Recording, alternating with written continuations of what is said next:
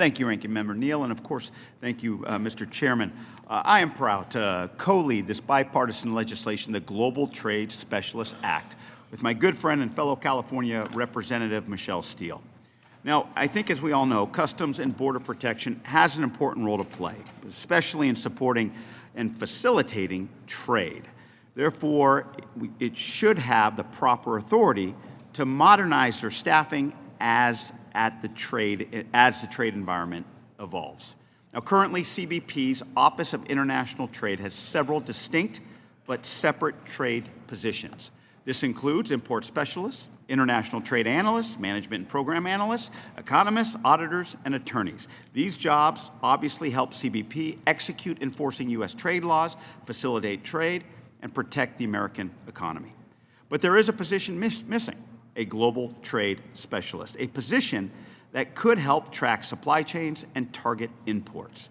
CBP has worked to create this position that combines several different trade facilitation and enforcement positions. Unfortunately, and as you heard from my colleague Ms. Steele, the CBP does not have the flexibility or legal authority to hire for this position. Our legislation would give CBP the authority to consolidate, modify, and reorganize customs revenue functions to make this position a reality.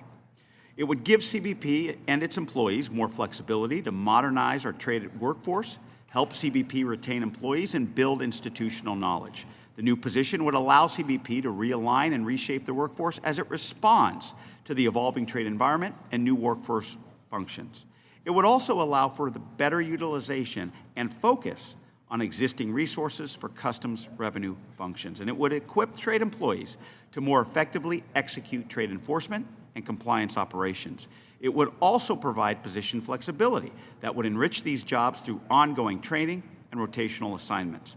Employees in this new position would experience the benefits of an upward career advancement, clearly defined career paths, and professional development opportunities. By making trade facilitation jobs more attractive and rewarding, this legislation would enhance CBP's ability to recruit and retain staff to meet the mandated staffing levels set forth in the Homeland Security Act of 2002.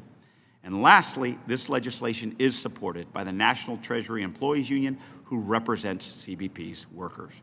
I want to thank the chairman. I want to thank Representative Steele for bringing up this truly bipartisan bill that is the product of good faith collaboration. I fully support this legislation. I encourage my colleagues to vote yes as well.